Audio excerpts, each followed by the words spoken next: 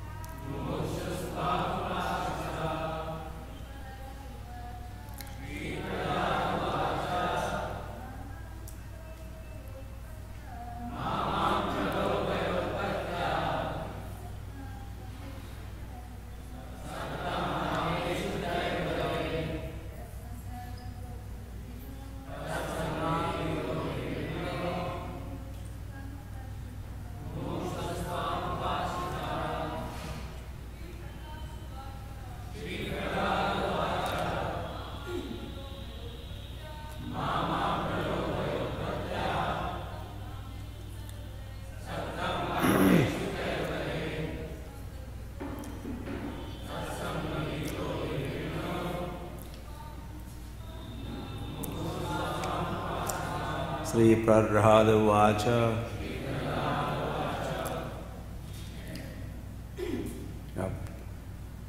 लिखा तो है प्रह्लाद या प्रह्लादी प्रह्लाद है। प्रह्लाद महाराज ने कहा माँ मत माम मुझको कहिए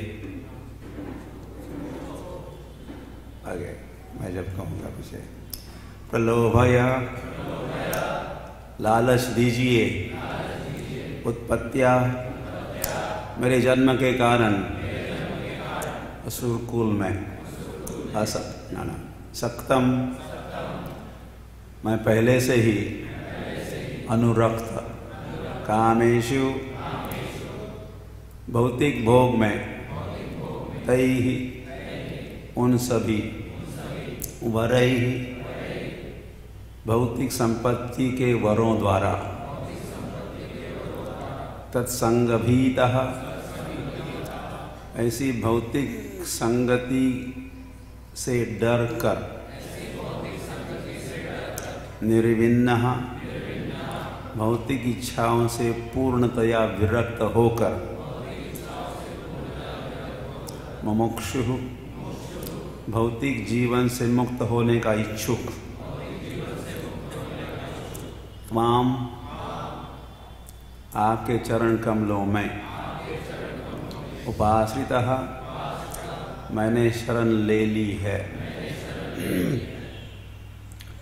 अनुवाद और तात्पर्य श्रील प्रभुपाद द्वारा श्रील प्रभुपाद की जय। प्रहलाद महाराज ने आगे कहा, हे प्रभु, हे पूर्ण पुरुषोत्तम भगवान। उनके समक्ष ये तो है, परोक्ष में नहीं है भगवान, प्रत्यक्ष भगवान वहाँ है।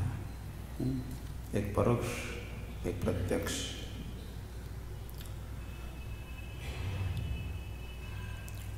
नास्तिक परिवार में जन्म लेने के कारण मैं स्वभावतः भौतिक भोग के प्रति अनुरक्त हूँ। अतएव आप मुझे इन मोहों से मत ललचाइए। मैं भौतिक दशाओं से अत्यधिक भयभीत हूँ और भौतिकवादी जीवन से मुक्त होने का इच्छुक हूँ। यही कारण है कि मैंने आपके चरण कमलों की शरण ग्रहण की है।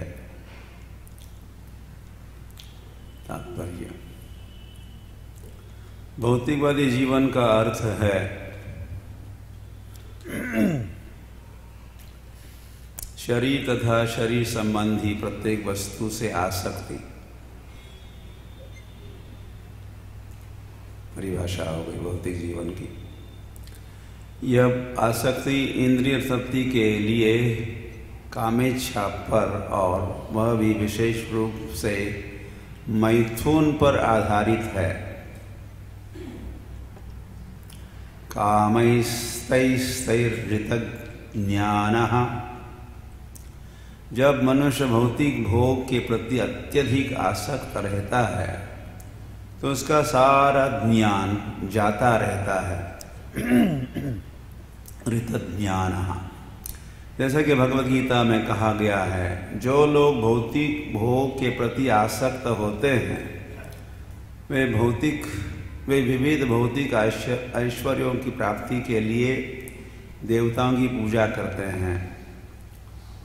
वे देवी दुर्गा तथा शिव जी की पूजा के प्रति विशेष अनुरक्त रहते हैं, क्योंकि यह दिव्य दंपति अपने भक्तों को समस्त भौतिक ऐश्वर्य प्रदान कर सकता है। ये दंपति कौन है? दुर्गा और शिव को दंपति का, उनका परिवार है शिव परिवार, या पति देव और उनकी भार्या दुर्गा, ये दोनों भी क्या करते हैं? भौतिक ऐश्वर्य प्रदान करते हैं, कर सकते हैं, क्या लिखा है। लेकिन प्रहलाद महाराज समस्त भौतिक भोग से विरक्त थे। अतएव उन्होंने नरसिंह देव के चरण कमलों की शरण ग्रहण की, किसी अन्य देवता के चरण कमल की नहीं। यह भली भांति समझ लेना चाहिए कि यदि कोई इस भौतिक जगत से तीनों पापों से तथा जन्म मृत्यु जरा व्याधि से छूटना चाहता है, क्या हो रहा है, तो उसे पूर्ण पुरुषोत्तम भगवान की शरण ग्रहण करनी चाहिए, क्योंकि पूर्ण पुरुषोत्तम भगवान के शरण के बिना भौतिकवादी जीवन से मुक्ति संभव नहीं है। नास्तिक लोग भौतिक जीवन के प्रति अत्यधिक आसक्त होते हैं। अतएव यदि उन्हें भौतिक भोग का अधिक से अधिक अवसर मिलता है तो उसे ग्रहण कर लेते हैं। किंतु प्रहलाद महाराज इस ओर से अत्यंत सतर्क थे। यद्यपि उनका जन्म भौतिकवादी पिता से हुआ था, किंतु भक्त होने के कारण उन्हें कोई भौतिक इच्छा न थी। अन्नाभिलाषिता शून्यम।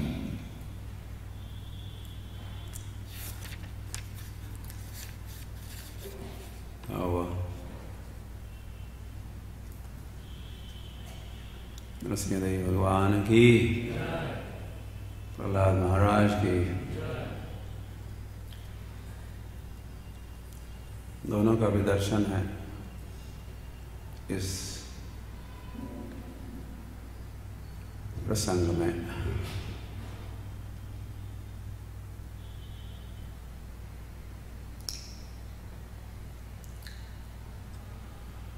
भगवान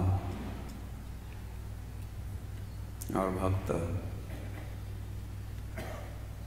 भक्तों के एक दूसरों को सानिध्य प्राप्त है। और तो भगवान कहे, कौन भगवान? नरसिंह भगवान। सिंह तो है लेकिन वह बोलते हैं, बोलने वाले सिंह हैं।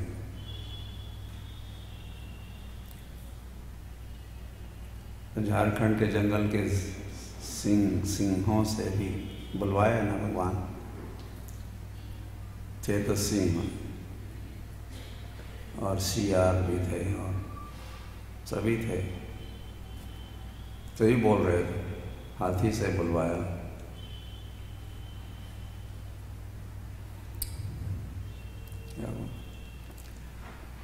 Why not?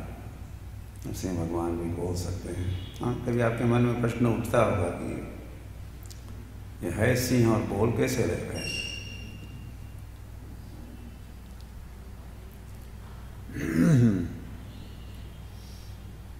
आधे नर भी तो है, लेकिन जो मुख है वो सिंह का जो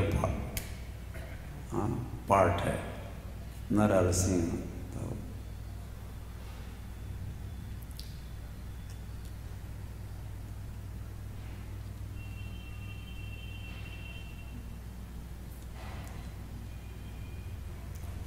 फिर प्रहलाद महाराज के प्रति भगवान का वात्सल्य। तो नरसिंह भगवान एक मंदिर में देखा हमने, नरसिंह प्रहलाद नरसिंह मंदिर में नरसिंह भगवान प्रहलाद को अपने गोद में बिठाए हैं और प्रहलाद महाराज को चाट रहे हैं।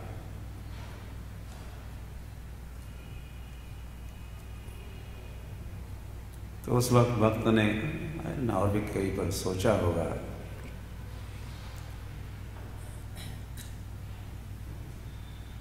अगर मुख और ये पार्ट जो ऊपर का है, गर्दन से ऊपर, वो नर का होता और बचे हुए शेर होते तो शायद वो चाट नहीं सकते, ऐसे चाटने की प्रवृत्ति नहीं होती। हाँ, वात्सल्य उस प्रकार से वात्सल्य प्रदर्शित नहीं कर सकते जैसे उन्होंने सिंह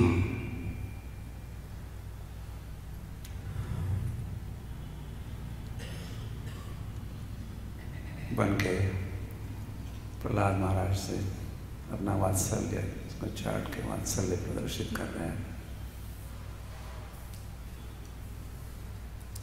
तो वे भगवान कुछ क्षण पहले, प्रहलाद महाराज ने ये वचन कहने के पहले भगवान ने कहा है, प्रह्लाद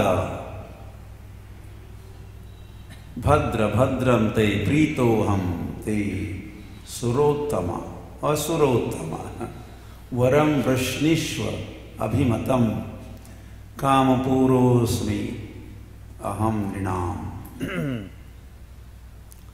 तो जो बात वर की बात इस श्लोक में कही है तो वर ये है, तो भगवान कहे थे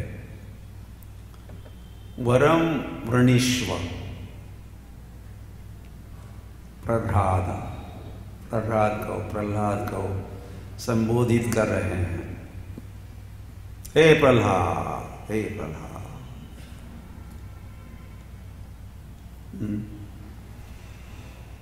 बड़े प्रेम से कहे होंगे,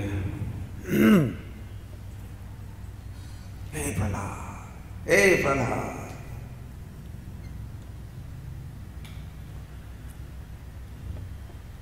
प्रीतो अहम, मैं तुमसे प्रसन्न हूं।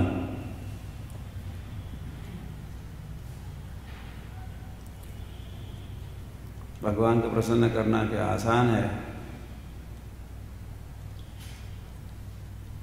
आसान भी है, और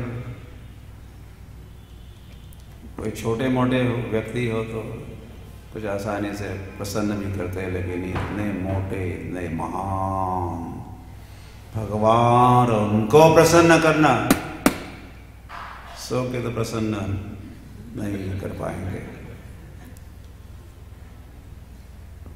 भूल जाओ, कठिन है ये प्रसन्न करना, सो जाते हैं, हमसे होगा ही नहीं। तो प्रयास करो प्रसन्न करने का भगवान को। भगवान स्वयं कहे, मैं तुमसे प्रसन्न हूं।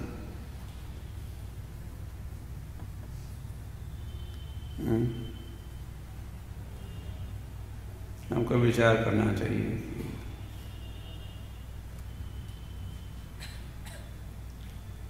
कि हमारे जीवन में भी कभी वो दिन कब आएगा, कभी हवे से दिन हमार, जब भगवान कहेंगे, क्या कहेंगे?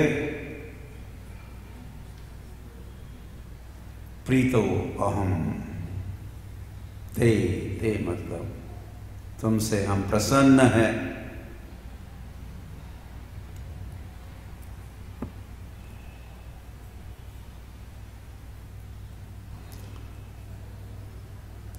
वरम वृणीष्व, कामपूरः अस्मि अहम, मैं कैसा हूं? हरे की इच्छा की पूर्ति करने वाला मैं हूं। अहम अस्मि, मैं हूं। कामपूरः अस्मि अहम। ऐसे व्यक्ति से वर मांगो।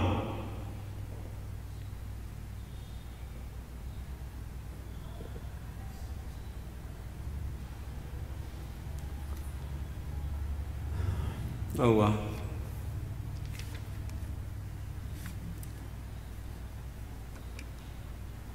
तो कल्पना करो, आपसे कहा भगवान ने,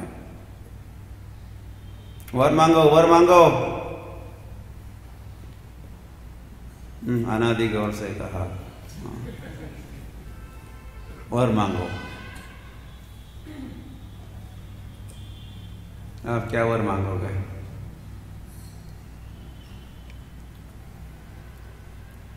अभी अगर भगवान आपसे कहते हैं, हाँ, हम सभी से वर मांगो, वर मांगो।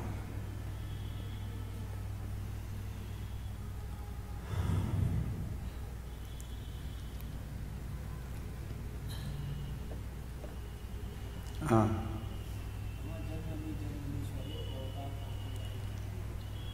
कॉपी कर रहे हो? मम जन्मनि जन्मनीश्वरे भवता भक्तिरहितगीत वै।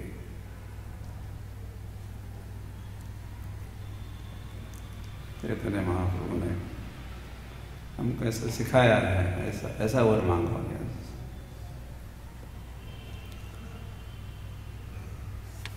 ज्ञान तो है, पता नहीं विज्ञान का, और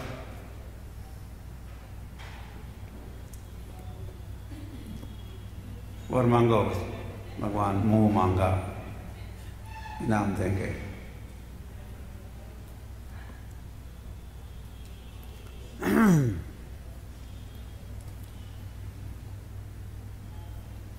माम, प्रहलाद महाराज तक नहीं नहीं नहीं नहीं, ये क्या प्रस्ताव है आपका? मुझे आप वर मांगने के लिए कह रहे हो? नहीं नहीं नहीं, मां मत रखिए ऐसा प्रस्ताव मेरे समक्ष। माम, ऐसा प्रलोभन मुझे नहीं दिखाना।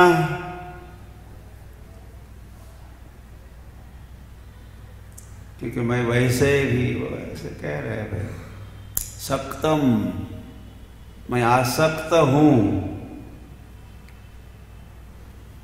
कामेषु तैर्वरेषु भी, तो उन काम वासनाओं से तो मैं आसक्त हूं। और ऐसे व्यक्ति से आप वर मांगने के लिए कह रहे हो, उन्होंने ऐसा प्रस्ताव नहीं रखना।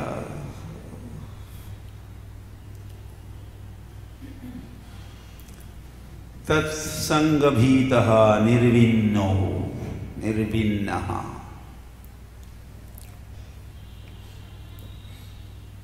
तो ऐसे संग असत्संग से डर कर ही तो मैं आपकी शरण में आया हूं। त्वाम उपाश्रितः, आपके शरण में आया हूं। तत्संग भीतः, तत्संग भीतः मतलब तत् असत्संग भीता, भय के कारण डर कर तो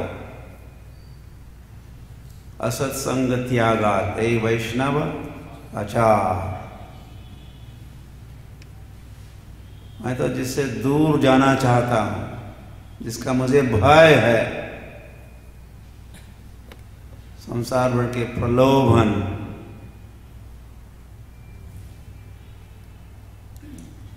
और आप पुनः कुछ कह रहे कि वर मांगो वर मांगो वर मांगो।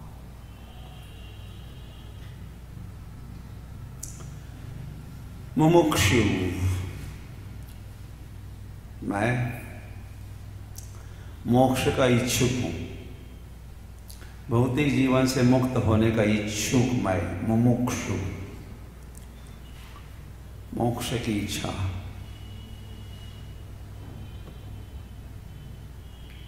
बुभुक्षु, भूख की इच्छा, और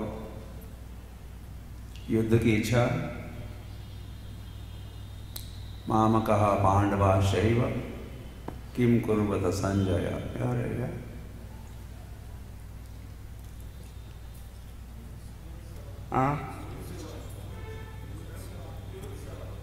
युत्सु, ओके, वह युत्सु, युत्सु, तो युत्सु का फिर बहुवचन हुआ युत्सवः, युद्ध की इच्छा करने वाला।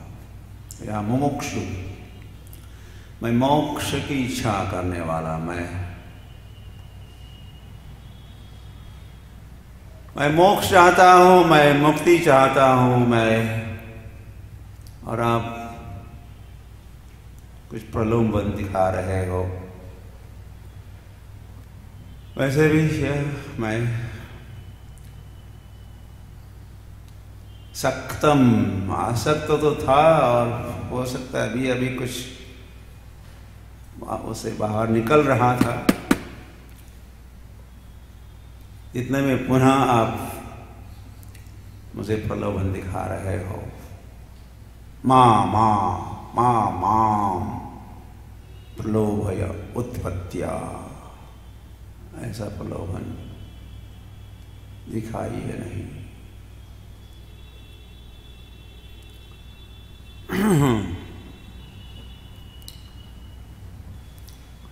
एक दो दिन के बाद आप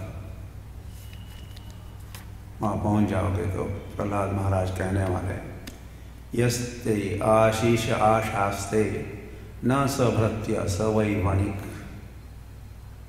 मैं तो आपका भृत्य, मैं तो आपका सेवक बनना चाहता हूं, मैं व्यापारी नहीं बनना चाहता, मैं बनिया नहीं बनना चाहता। आपके भक्ति के बदले में यह आशीष आशास्ते, जो आशीष आशीर्वाद की आशा से जो आपकी भक्ति करते हैं, न स भृत्य, वे आपके भृत्य या सेवक भक्त नहीं है। स वै वर्णिक, वही मतलब निश्चित ही वे व्यापारी है या वर्णिक है। कि मैं तो भृत्य बनना चाहता हूं। आपका सेवक बनना चाहता हूँ।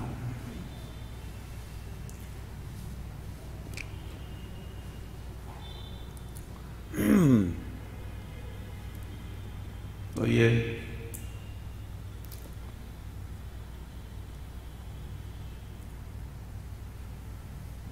इसीलिए प्रहलाद महाराज की, ऐसे प्रहलाद महाराज की जय। और ये है क्या भागवत का सिद्धांत और भागवत धर्म के महाभागवत भी, प्रहलाद महाराज भी एक 12 भागवतों में से। प्रहलाद जनको भीष्मो बलिर्वैया सकीर्वयम, हमने आधे पहले छोड़ दिया, आगे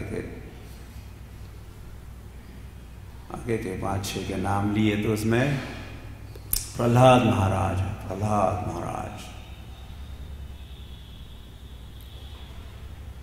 तो ये स्टैंडर्ड सेट कर रहे हैं, भक्ति का स्टैंडर्ड। इनको कहते हैं भगवत भक्त, निष्काम।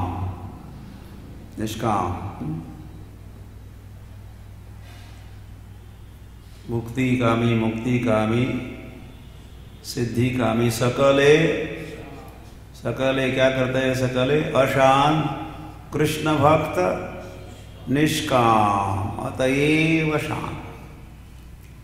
कृष्ण भक्त निष्काम होते हैं, इसलिए फिर वे शांत भी होते हैं, प्रसन्न भी होते हैं।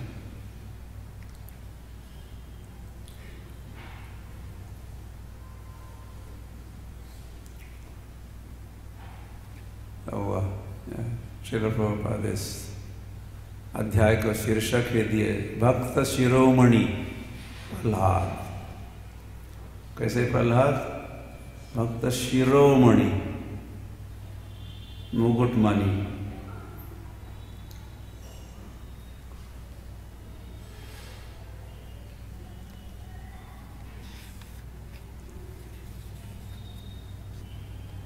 जैसे ध्रुव महाराज भी, उनको भगवान का दर्शन हुआ तो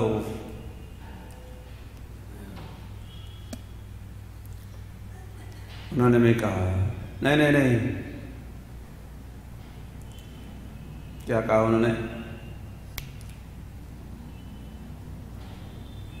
कृतोस्मि वरम न याचे। स्वामी वरम न याचे, कृतार्थ स्वामी। हे स्वामी, भगवान को एड्रेस कर रहे हैं। मैं तो कृतकृत्य हुआ, मुझे आप प्राप्त हुए, वरम न याचे, मुझे और वर नहीं चाहिए। आप प्राप्त हुए हो, यही वर है।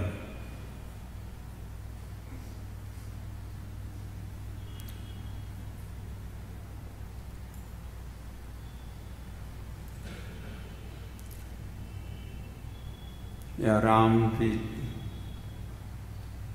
कुछ वरदान देना तो चाह रहे थे। सीता को खोज के जब हनुमान जी लौटे Kishkindha, good news for you, आपके लिए विशेष खुश खबरी हम आपके लिए ले आया हूं। तो राम समझे होंगे क्या, मतलब सीता का खोज करके सीता कहाँ है इसका पता लगवा के तो आए होंगे हनुमान जी। तो राम उस समय कह रहे थे, मैं इस वक्त अगर अयोध्या में होता तो कुछ विशेष वर देता या कुछ भेंट पुरस्कार देता तुमको, लेकिन मैं तो वनवासी हूँ अयोध्यावासी राम, अयोध्यावासी राम नहीं हूं, मैं वनवासी राम हूं। मेरे पास तो कुछ भी नहीं है देने के लिए, दमड़ी भी नहीं है, मैं तो एम्प्टी पॉकेट हूं, मेरे पास पॉकेट ही नहीं है। ऐसे वस्त्र भी नहीं पहनते थे राम भगवान। 14 वर्ष टेलर के पास नहीं गए अपने वस्त्र सिलाने के लिए।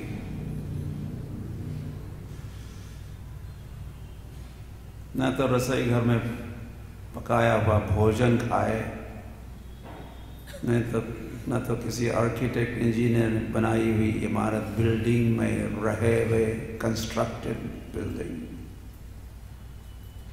वन में रहे, केवल वन में ही नहीं रहे, वनवासी जैसे रहे। और कहा हो, I am the forest, one में हूं। और गोदावरी के तट पर दैट 7-स्टार होटल, हिल्टन होटल में हूं। कहा वन में हूं,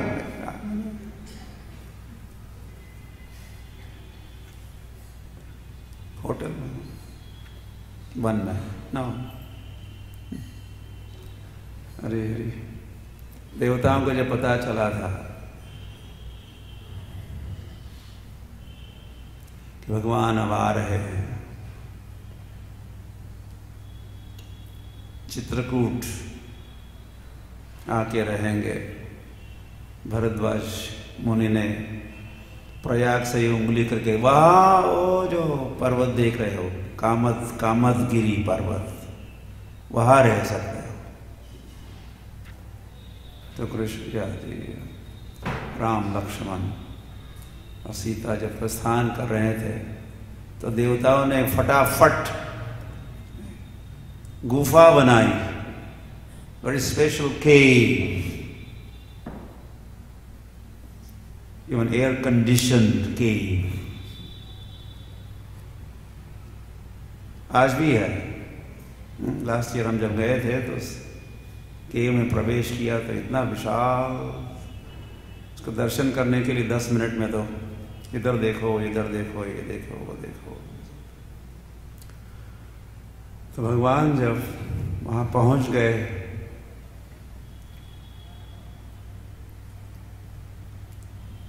तो वह प्रस्ताव रखा कि आप कृपया यहाँ रहिए। तो उन्हें साफ इनकार किया, नो वे,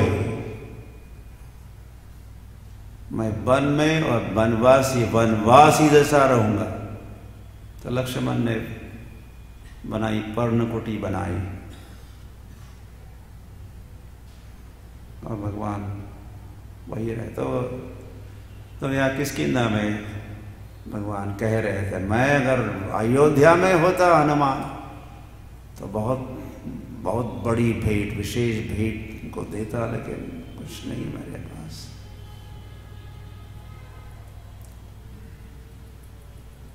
बस मैं ही हूं और कुछ नहीं, बस मैं ही हूं। ऐसा कहते हुए श्री राम आगे बढ़े और हनुमान को आलिंगन दिए, गले लगाए। अब तुमको एतराज नहीं है, if you do not mind, please accept my deep embrace, कह के गाढ़ आलिंगन जब दिए तो क्या हनुमान ने को शिकायत की, बस इतना ही, इतनी मोटी सेवा की आप क्यों रहो, केवल आलिंगन दे के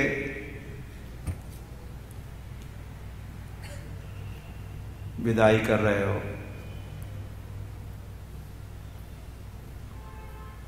नवरेची वेगड़ी तो काम्हने आड़ी, तुकाराम महाराज ने भी कहा है।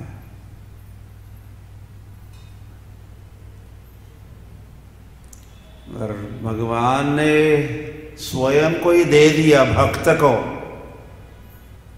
मुझे ही लो, मुझे ही लो। और ऐसे भगवान ने फिर भक्त से भक्त को गले लगाया, आलिंगन दिया, तो न उरेची वेगड़ी, फिर और कुछ राधा कृष्ण देव के, तो फिर और कुछ प्राप्त करना बचता नहीं है।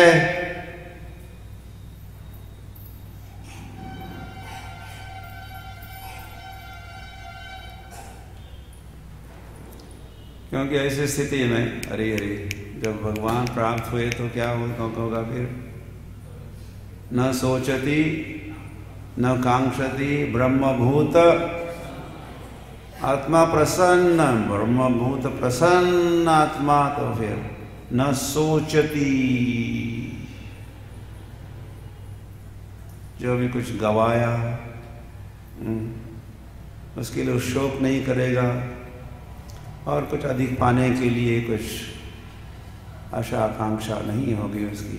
न सोचती, नो लैमेंटेशन, भूतकाल की ओर देख के कुछ शोक नहीं करेगा, और भविष्य की ओर देख के कुछ कोई आकांक्षा नहीं होगी। प्रसन्न, ब्रह्मभूत प्रसन्न आत्मा, न सोचती न कांक्षति, समः सर्वेषु भूतेषु मद्भक्तिं लभते पराम्। जिसको भक्ति प्राप्त है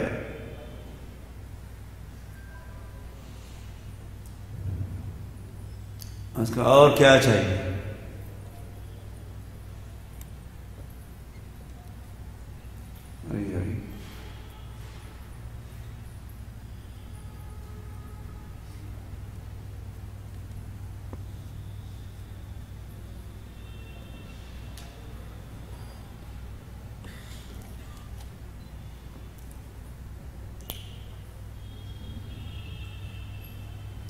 तो वर, वरई, वर की बात तो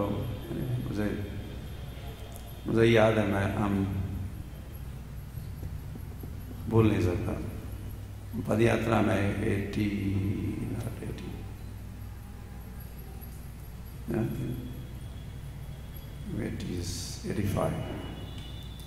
हम दक्षिण भारत में थे, द्वारका से नवद्वीप जा रहे थे। 18 मंथ्स का वो पद यात्रा। तो रास्ते में शिवकांची पहुंचा, कांचीपुरम पहुंचे। कांची और एक शिव कांची है और विष्णु कांची है। तो वहाँ के विष्णु कांची के विष्णु भगवान को वरदराज कहते हैं। वरदराज या तो वर की बात हुई है, और वे भगवान का नाम ही है। कैसे भगवान? वरदराज, वर देने वालों में राजा, वर देते रहते। तो जब मैं था वहाँ, हम सब पदयात्री थे, 150-200 हम पदयात्री, 8000 किलोमीटर पदयात्रा कर रहे थे। तो उन दिनों में मैंने लाभ उठाने का सोचा कि वरदराज को आज मिलने जा रहे हैं, क्यों ना कुछ वर मांग ले। तो मांग लिया वर।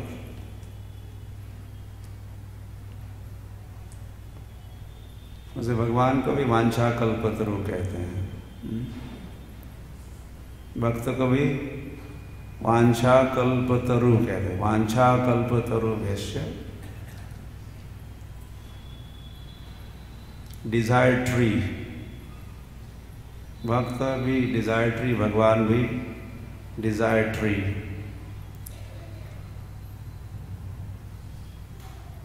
मतलब डिजायर तो ऑथराइज है, हम लोग डिजायरलेस नहीं हो सकते, इच्छा रहित नहीं हो सकते।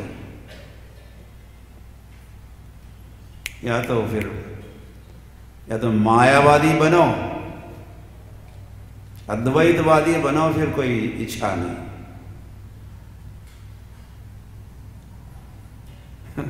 क्योंकि मायावादी की सोच ऐसी है कि इच्छा करना भी एक क्रिया हुई ना। तो जब हम कुछ करते हैं, एनी एक्टिविटी, मतलब दैट इज माया। ब्रह्म सत्य, जगत मिथ्या, एवं इच्छा करना भी। हम ब्रह्मास्मि। तो मायावादी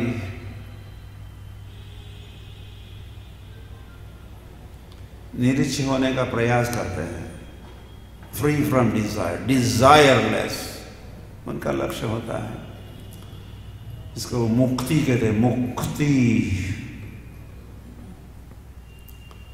तो या तो एक अद्वैतवादी बनो, मायावादी बनो, ब्रह्मवादी बनो, अहम ब्रह्मास्मि ऐसा साक्षात करने का प्रयास करो।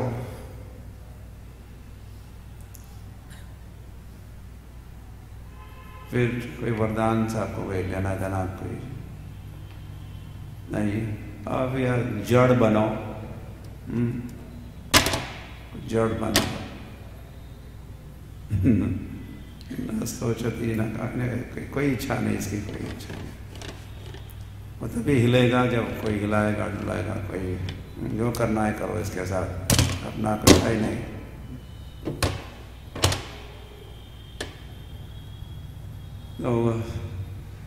तो न तो हम जड़ बन सकते, हम तो जड़ है ही नहीं, हम चेतन है। तो चेतना में इच्छा होगी।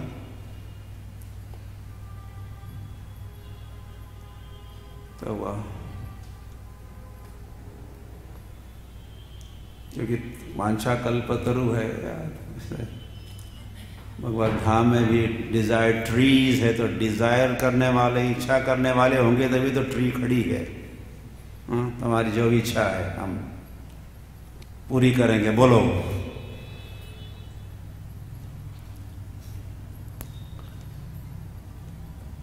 तो हम वरदराज के पास, प्रहलाद महाराज नरसिंह भगवान के पास, तो हम वरदराज के पास जब पहुंचे तो हमने वर मांगा, सेवा का वर मांगा। वैसे उन दिनों मैं सोच रहा था,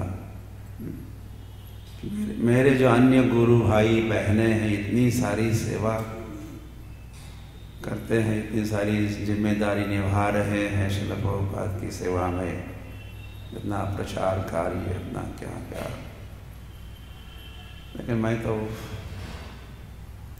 कुछ भी नहीं कर रहा हूँ या थोड़ा ही कर रहा हूँ। तो हे वरदराज, मुझे भी तो कुछ सेवा, कुछ जिम्मेदारी, कुछ। तो ऐसा प्रार्थना करके हम आगे बढ़े। तो तब से हमने नोट किया कि सेवा बढ़ने लगी।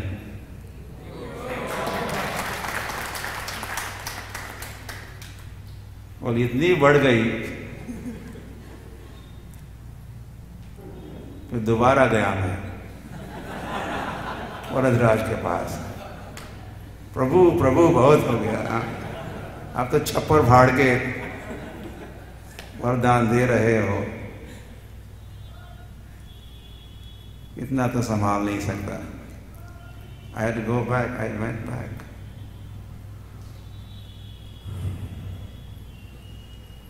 तो भगवान ने भाई वरदराज होना सिद्ध किया, मैं वरदराज हो गया।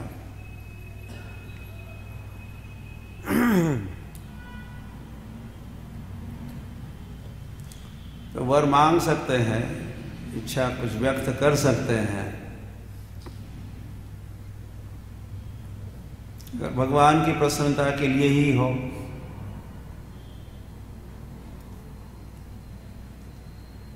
इस्कॉन के स्थापना के पहले प्रभुपाद जिहू जाया करते थे, सुमति मोरारजी को मिलने के लिए, ताकि वो मालकिन थी इंडिया नेविगेशन कंपनी की, तो वह भेज सकती थी प्रभुपाद को अपने कार्गो शिप में बिठा के, तो प्रभुपाद उसको मिलने जाया करते थे। तो जुहू में जहाँ से प्रभुपाद आया जाया करते थे तो वहाँ एक ज़मीन थी, तो प्रभुपाद की नज़र उस ज़मीन के ऊपर, प्रभुपाद का मन ललचा रहा था, ये ज़मीन अगर हमको मिल जाए तो कभी यहाँ पर विशेष गगनचुंबी इमारत हम खड़ी कर सकते हैं भगवान के लिए।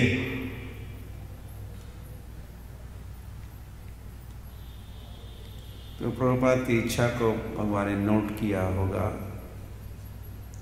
तो फिर ये तो 64, 65 में प्रभुपाद ने ऐसी इच्छा जमीन को देखा था और ऐसे विचार आए थे मन में। तो कई साल बीत गए, प्रभुपाद अमेरिका गए और वहाँ इतना सारा प्रचार किए, यशस्वी सक्सेसफुल प्रीचिंग। फिर जब लौटे इंडिया, बम्बई लौटे, तो हुआ तो जिस लैंड के लिए प्रभुपाद कुछ सोचे थे, कुछ इच्छा, तो वही लैंड प्रभुपाद को मिला, जिसको प्रभुपाद हरे कृष्ण लैंड करके घोषित किया। जो Hare Krishna land, Bombay is my office. तो प्रभुपाद ने अपना दफ्तर की स्थापना वहाँ किए। तो वह तो वरदान दिए, वरदान मांगे भी, जातक न धनम न जनम न सुंदरीम कविताम। जब श्रील प्रभुपाद का जन्म शताब्दी महोत्सव मनाया जा रहा था, 100th birth anniversary of Srila Prabhupada, तो उसके एक मिनिस्ट्री की स्थापना भी हुई। हमको मिनिस्टर बनाए, सेंटेनियल मिनिस्ट्री की स्थापना हुई। तो उन दिनों में हमने एक विशेष प्रार्थना की रचना की। हम प्रार्थना कर रहे थे भगवान से, धनम देहि जन्म देहि। इतना विशाल आयोजन, ग्लोबल सेलिब्रेशन होगा प्रभुपाद का जन्म शताब्दी का उत्सव, उसके लिए मैन पावर, मनी पावर बहुत बड़ी मात्रा में अनिवार्य थी। तो हम प्रार्थना कर रहे थे, धनम देहि जन्म देहि। तो ये सब प्रभुपाद के गौरव बढ़ाने के लिए।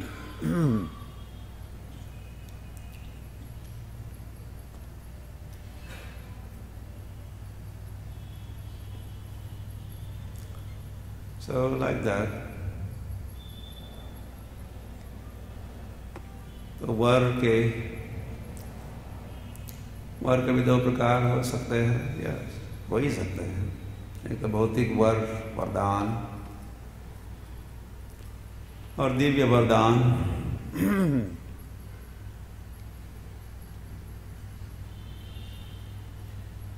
तो भौतिक वरदानों से हमें बचना चाहिए। जैसे प्रहलाद महाराज के प्लीज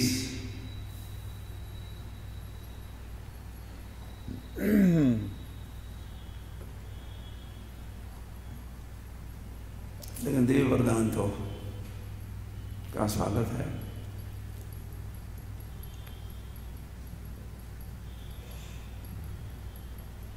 अपने लिए या भगवान के लिए, इतना ही,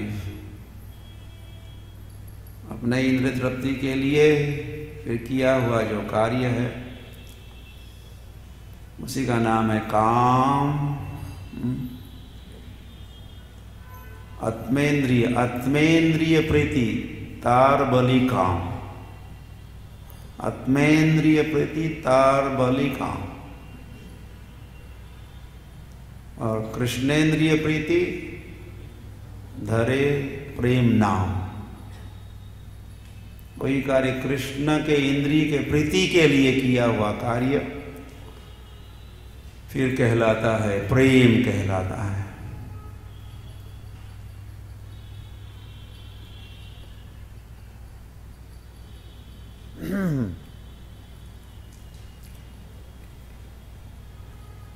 तो काम की पूर्ति के लिए हमें कुछ भी नहीं चाहिए, न धनम न जनम। कृष्णेंद्रिय प्रीति के लिए हमको सब कुछ चाहिए। I can take कुछ इंस्टीट्यूशंस है, कोई धन वगैरह लेके जाता है दान देने के लिए, तो कम से कम बाहर से ना ना ना ना ना ना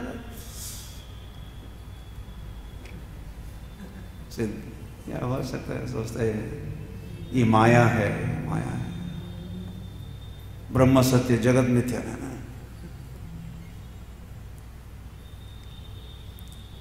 लेकिन प्रभुपाद कहते अगर कोई मेरे पास आता है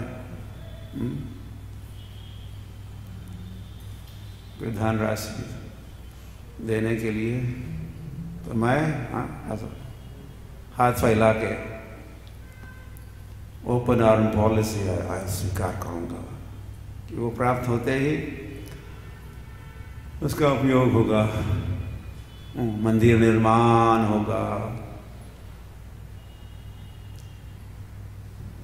ग्रंथों का प्रकाशन होगा, प्रसाद वितरण होगा, मंदिर के इर्द गिर्द 10 किलोमीटर रेडियस या 10 माइल का है, कोई भी भूखा नहीं रहना चाहिए। तो इतने सारे प्रसाद वितरण के लिए फिर बहुत सारी व्यवस्था, बहुत सारा मैन पावर, मनी पावर, जमीन पावर, कोई क्षेत्र भी चाहिए।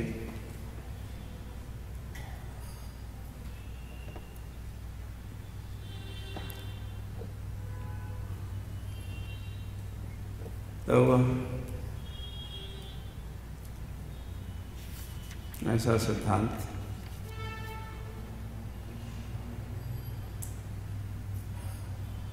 अपने लिए कुछ भी नहीं है, भगवान के लिए सब कुछ।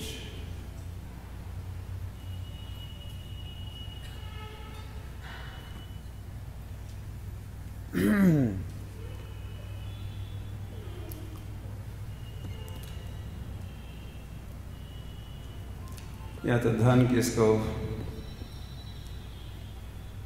उसको आगे कहना ही है, तो बहुत कुछ कहा जा सकता है, कहते ही रहो, उसका कोई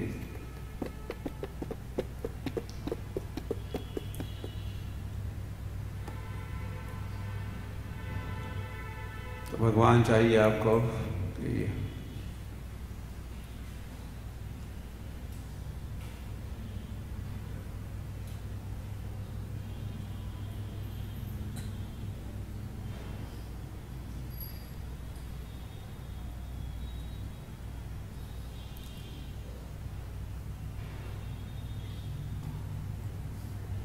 माया चाहिए, कुछ चाहिए।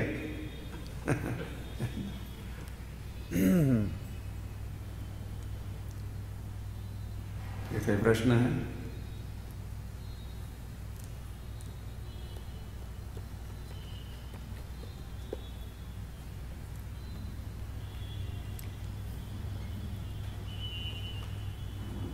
हरे कृष्ण कृष्ण कृष्ण हरे हरे, हरे राम राम राम।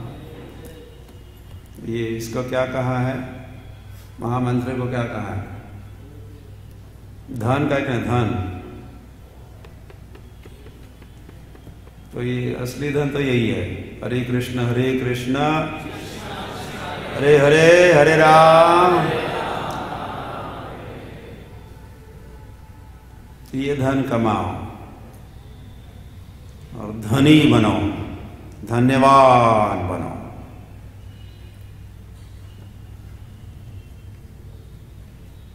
फिर आपके हमारी जो बेसिक नीड है उसकी पूर्ति हो जाएगी। या भगवान भी अपनी जिम्मेदारी निभाएंगे। अनन्यश्चिन्तयन्तो मां ये जनः पर्युपासते तेषां नित्याभियुक्तानां योगक्षेम वहाम्यहम्। उसका जो योगक्षेम है अपने भक्त का भगवान करेंगे व्यवस्था।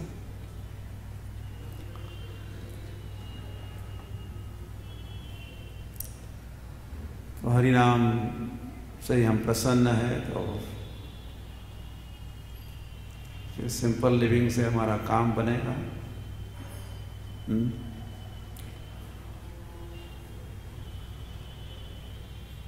यह हरि नाम धन है, मतलब हरि नाम तो हरि ही है। तो धनार्जन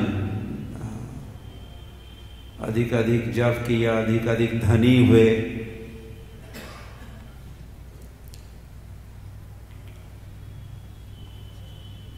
सुखी होने के लिए धन चाहिए कि नहीं चाहिए? या फिर ये समझना होगा कि हम है कौन और किसको सुखी करना है। ये सब वैष्णव जानते हैं। या बहुनाम जन्मनाम अन्ते ज्ञानवान, जो ज्ञानवान है, ज्ञानवान। बहुनाम जन्मनाम अन्ते, विचार विमर्श, विचारों का मंथन किया, सत असत विवेक विवेकी बना, व्यक्ति विवेकी बना तो फिर वो समझेगा कि ये है शरीर और ये है आत्मा। इसमें से हम कौन है?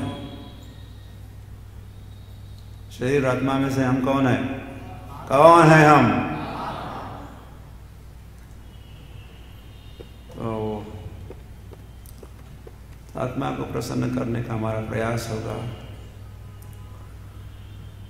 और जब तक आत्मा प्रसन्न नहीं होता तब तक शरीर को तो प्रसन्न करने का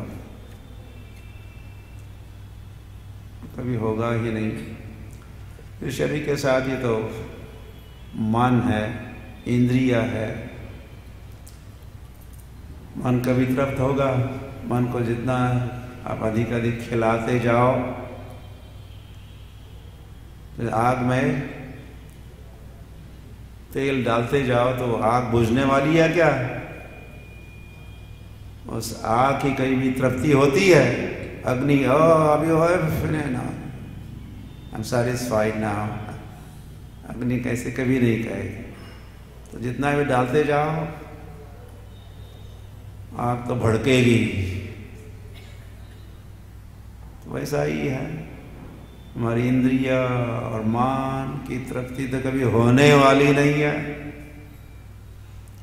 पेट तो कभी भरने वाला, हर रोज भरते हैं और फिर हर रोज खाली होता है। कई लोग दाओ पेट भी तो भरना है। स्वामी जी महाराज पेट का क्या, पेट का क्या? हाँ, अब तो ये धर्म कर्म की बात, पेट का क्या? पेट भी तो भरना है। क्योंकि पेट कहीं भरता है? इस पेट को भरते भरते मर गए,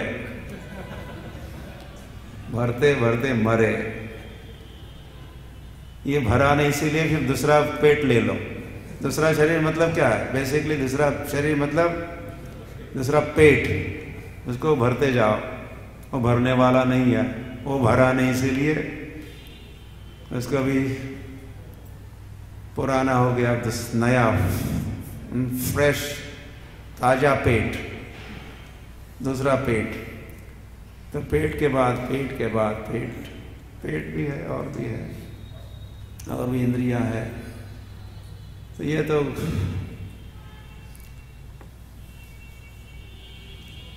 हम कृष्ण भावना भावित होके, फिर गृहस्थ है या ब्रह्मचारी है, जो भी आश्रम में है, आत्मा को प्रसन्न करना है, आत्मा को तृप्त करना है। ऐसा करेंगे तो ऐसे ही जीवन का लक्ष्य है। हम भगवत प्राप्ति होगी, भगवत धाम लौटेंगे और सदा के लिए हम सुखी रहेंगे। इस जगत में सुखी होने का प्रश्न ही नहीं है।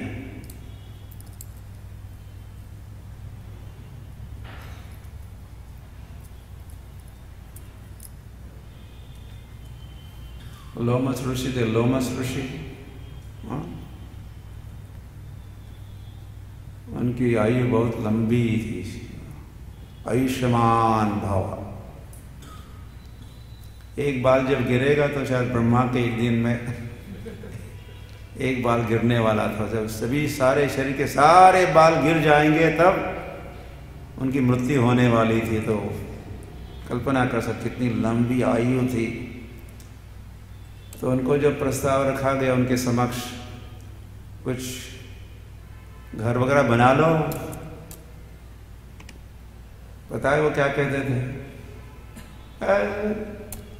क्या भरोसा है जिंदगी का, अभी अभी मरना ही है भाई, क्यों अपना शक्ति सामर्थ्य उसमें इन्वेस्ट करूं,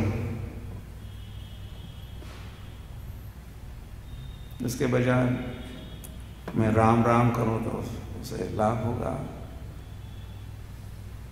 तो अपनी जो भौतिक आवश्यकता, उन्होंने तो बिल्कुल ध्यान नहीं था उनका,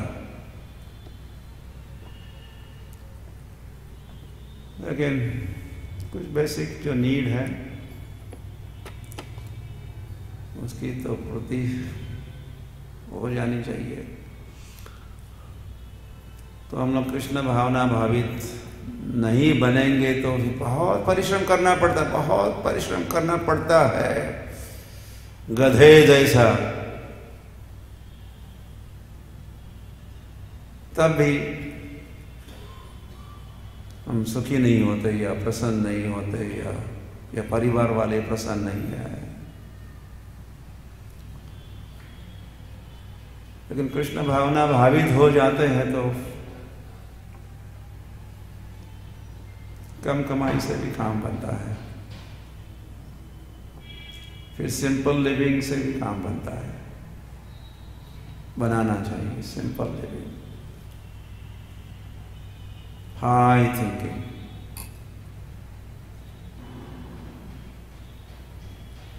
तो सुबह शाम अगर हम हरे कृष्ण कृष्ण कृष्ण हरे हरे, हरे राम या भागवत कक्षा होती है हर रोज, हर प्रातः काल। धन कमाने का सेशन, बाकी लोग तो 10 बजे 11 बजे दुकान खोलते हैं, धन कमाना शुरू करते हैं। हमारा दुकान तो 4:30 बजे खुलता है, 4:30 in the morning। कमाई शुरू हो गई। बुद्धिमान कौन है? जो सबसे पहले उठ के धन कमाना शुरू कर दिए। ऑल मॉर्निंग इतनी सारी कमाई कर ली हरे कृष्ण वालों ने, हरे कृष्ण भक्तों ने। फिर ब्रह्मचारी है, गृहे था को वन्य था को सदा हरि बोले राखो। फिर घर में साधना की या मंदिर में साधना की, मंदिर में आके साधना करने से और भी लाभ है। और भी ध्यानपूर्वक साधना, ध्यानपूर्वक जप होगा और इस प्रकार की क्लासेस भागवत का श्रवण भी अनिवार्य है। हरिनाम जप कीर्तन के साथ साथ नित्यम भागवत सेवया।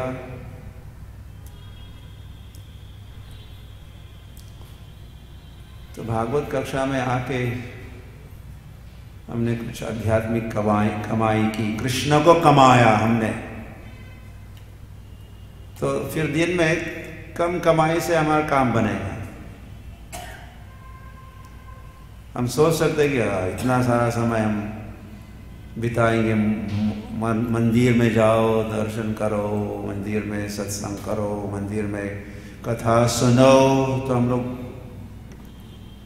हमारे दिन का समय ऐसा ही हमने बिताया, गवाया, कमाई नहीं की।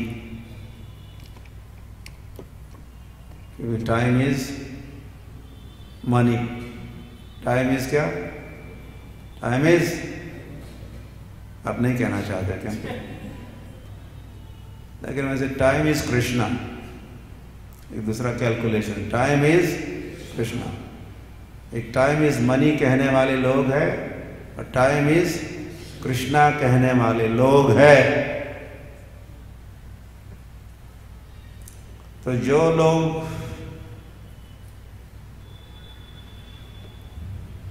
टाइम इज मनी कहने वाले जो लोग हैं, उनको लगता है हमने टाइम का, समय का उपयोग धन कमाने में अगर नहीं बिताया, हमारा समय धन कमाने में नहीं बिताया, तो we have wasted our time. हमने क्या किया?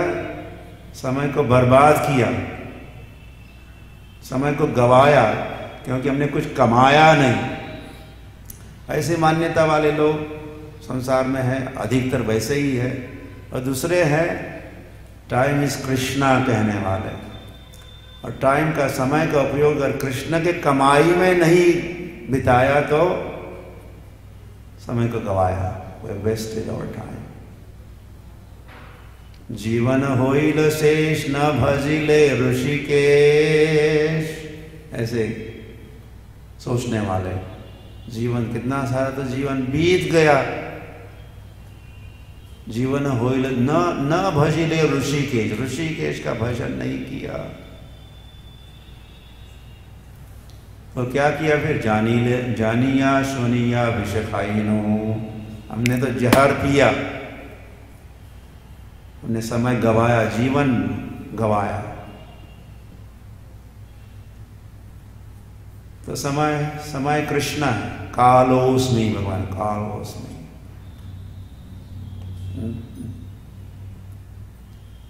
तो फिर दोनों के लिए भी, एक के लिए तो मृत्यु के समय भगवान काल बन के आ सकते हैं।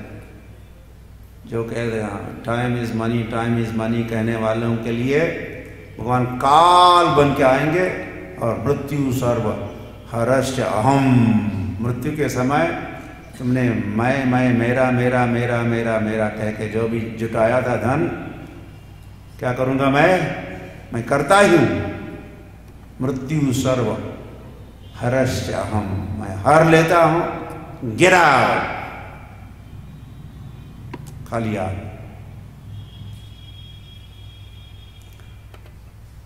लेकिन जो टाइम इज कृष्णा कहने वाले, टाइम इज कृष्णा, समय बलवान है, भगवान है, उनके लिए अंत में क्या होगा? भगवान आएंगे। इतना तो करना स्वामी, जब प्राण तन से निकले, गोविंद नाम लेके तब प्राण से निकले। तो उनको गोविंद मिलने के लिए आएंगे। गोविंद अपने काल स्वरूप को नहीं भेजेंगे, काल को नहीं भेजेंगे, स्वयं गोविंद आएंगे।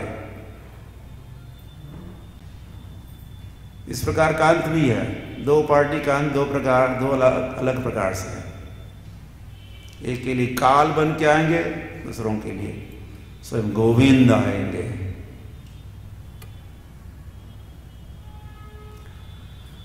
और फिर अंते नारायण स्मृति ही जीवन का लक्ष्य है। अंते नारायण स्मृति। महाराज किंग परीक्षित करते, आप ऐसा कुछ सुनो,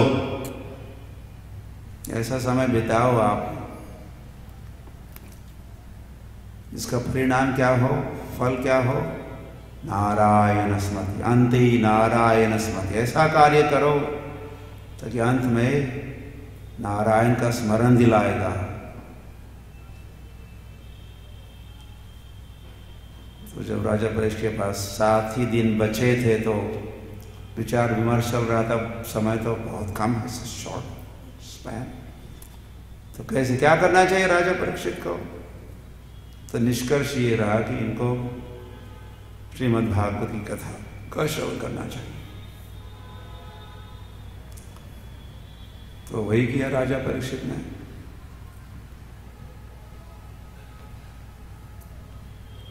और फिर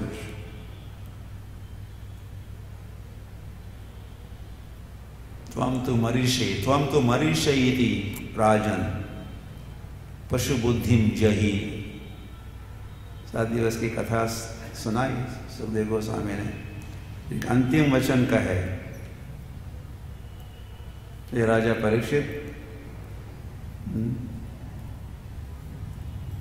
त्वं तु मरीषे, मैं मरूंगा, मैं मरने वाला हूं, ये ऐसा विचार छोड़ दो जिस विचार करके पशु बुद्धिम जही। ऐसी बुद्धि तो पशु बुद्धि होती है, मैं मरूंगा।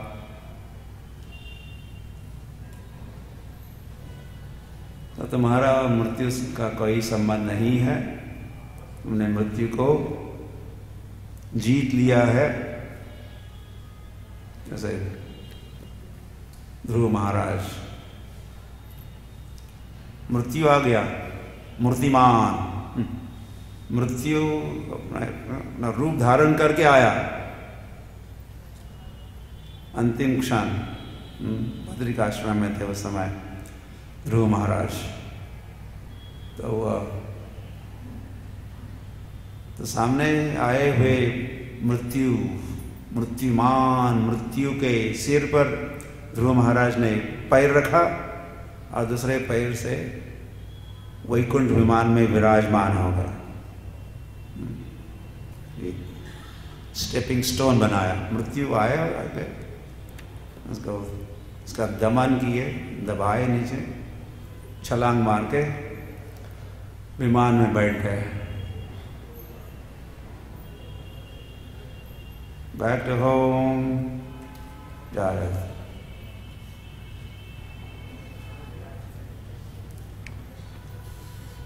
हरी हरी हुआ।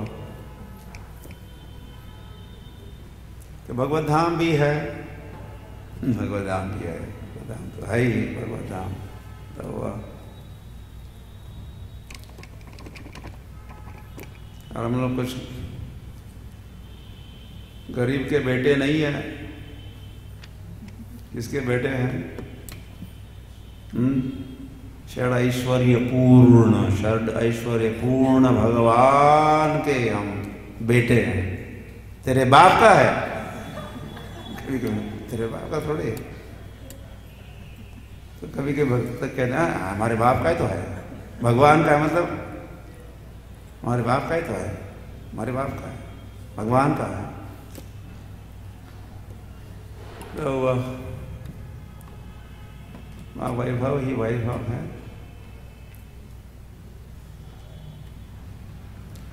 तो भगवान का भक्त तो भगवान से आसक्त रहता है।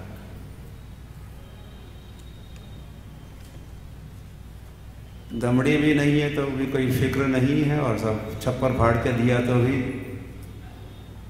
No difference. सुदामा कितने गरीब थे, कितने गरीब थे।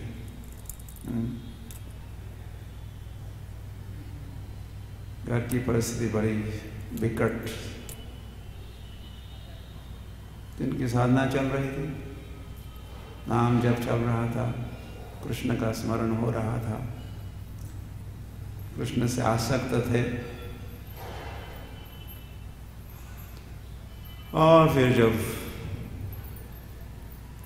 धर्मपत्नी के कहने पर वे गए, द्वारिका गए। धर्मपत्नी ने एक उद्देश्य से भेजा था, लेकिन सुदामा सोचा दर्शन होगा मुझे, आई विल हैव दर्शन, मैं दर्शन करूंगा, मैं दर्शन करूंगा। तो दर्शन हुआ, भगवान के साथ रहे, भगवान को भेंट भी दिए, कुछ चिवड़ा दिए।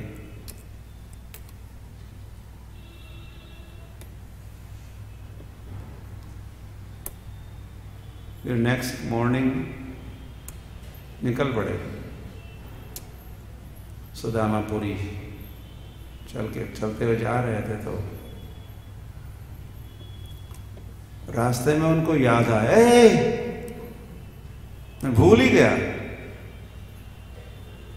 पत्नी ने भेजा था तो जाओ, तुम्हारे मित्र इतने धनवान हैं तो जरूर देंगे, कुछ न कुछ भेंट देंगे, कुछ वस्त्र देंगे, कुछ देंगे, कुछ। लेकिन सुदामा ने कुछ नहीं मांगा।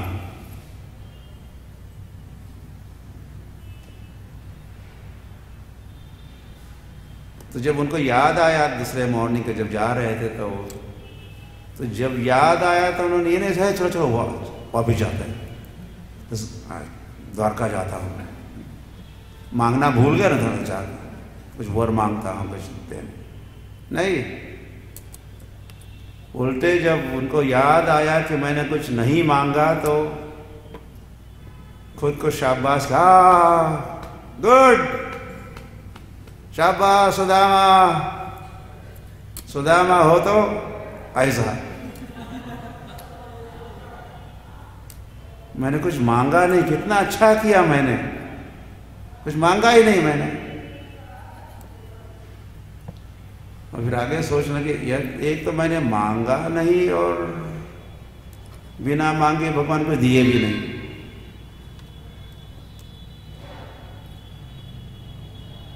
क्यों नहीं दिए होंगे, ये सारा विचार उनका भागवत में आया है। तो वो सोच रहे थे कि इसीलिए नहीं दिया कि धनराशि वगैरह दे देते तो शायद मैं उनको भूल जाता, कुछ पार्टी में इधर उधर यात्रा शुरू कर देता।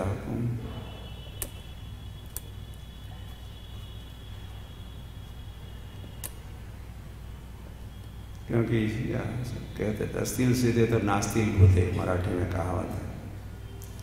जब दाना पानी होता है, शीत होते हैं, कुछ लक्ष्मी होती है, तो फिर कई लोग आते रहते, कई लोग मिलने के लिए आते, कई लोग आते हैं, कई लोग अपने मित्र बन जाते हैं। ओ यार ये तो सब ऐसे लोगों के इर्द गिर्द अस्थिल स्थिते तो नास्तिल भूते, कई सारे भूत अपना नाच शुरू कर देते हैं, कुछ चमचे बन जाते हैं, कोई क्या बनता है, कोई क्या बनता है, कोई क्या बनता है। इंटरव्यू चलते हैं या मीटिंग्स होती है, पार्टी होती है, ये होता है। लेकिन अब उसका दिवाला निकल गया तो फिर कोई पूछने वाला नहीं है। तो सुदामा सोच रहे थे कि भगवान अगर मुझे धन देते तो हो सकता है उस धन की जो नशा है, नशा धन आंध बन जाऊंगा, धन से अंधा, और धन मुझे अंधा बना सकता है। मैं गर्व होगा, हिमानी होऊंगा, बन जाऊंगा मैं। ऐसा सोच के ही भगवान ने मुझे कुछ नहीं दिया। ऐसे सोच रहे थे सुदामा। तो ये कृष्ण कॉन्शियसनेस है, ये कृष्ण भावना भावित विचार है। तो फिर जब अपने पूरी लौट ही गए तो वहां क्या भगवान ने उस स्थान को द्वारकापुरी जैसा वैभव हुआ।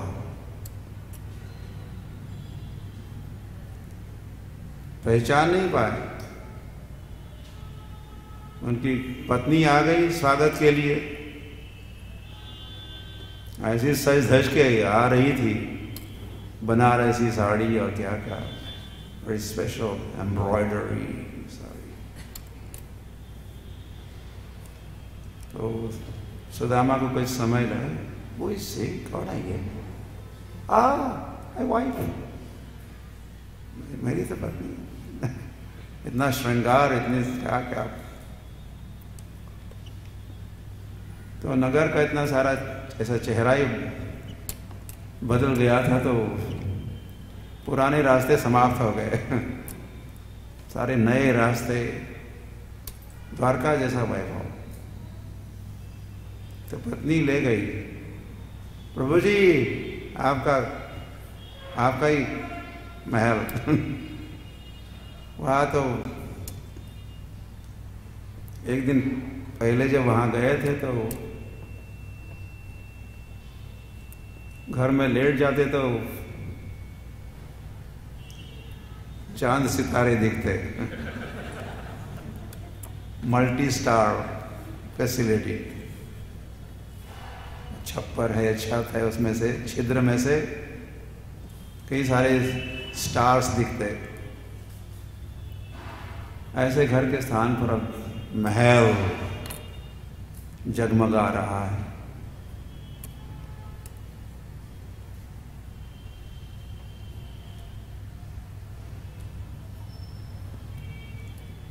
तो एक दिन हमको जब हम तो ये कमाई है, सारस्थी नाम की मुक्ति है। भक्त चाहते तो नहीं, न तो भगवान जैसा वैभव, भगवान जिस लोक में रहते वही, या भगवान का सानिध्य, सालोक्य, सामीप्य, सारस्थी, सारूप्य, भगवान जैसा स्वरूप, भगवान जैसा वैभव, भगवान जैसा ही वही लोक में है। तो सुदामा ये सब वैभव तो प्राप्त हुआ, लेकिन उस वैभव से तो वे कुछ आकृष्ट नहीं हुए। ठीक है, भगवान ने दिया है तो उसका भी उपयोग किए,